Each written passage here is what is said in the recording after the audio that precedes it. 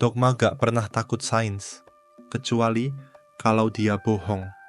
Coba pikir, kenapa sih umat sering panik kalau sains mulai menyentuh wilayah agama? Kenapa kalau ilmuwan bicara soal asal-usul manusia, soal umur bumi, soal fosil, soal sejarah genetik, langsung dituduh kafir, murtad, sesat? Padahal kalau keyakinan itu kokoh, logis, dan konsisten, harusnya nggak takut dong diperiksa. Tapi faktanya, banyak narasi agama justru ambruk ketika diuji pakai sains. Contoh, cerita bahwa semua manusia berasal dari sepasang manusia pertama, Adam dan Hawa. Kalau ini benar secara harfiah, artinya seluruh umat manusia adalah hasil perkawinan sedarah dari anak-anak mereka. Itu incest bro, dan secara genetika nggak masuk akal. Populasi dunia nggak bisa tumbuh sehat dari 2 individu doang. Harus ada genetic diversity atau keanekaragaman genetik. Kalau enggak, mutasi, penyakit bawaan, punah.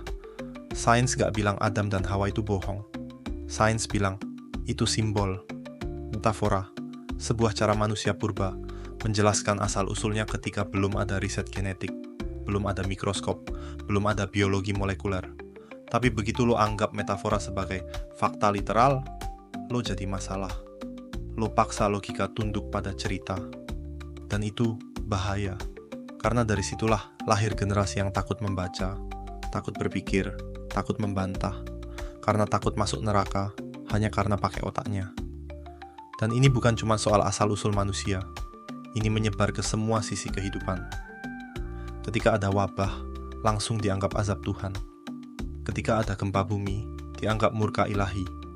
Ketika ada bencana, orang lebih sibuk doa minta ampun daripada evaluasi kebijakan tata ruang, edukasi mitigasi, atau riset iklim.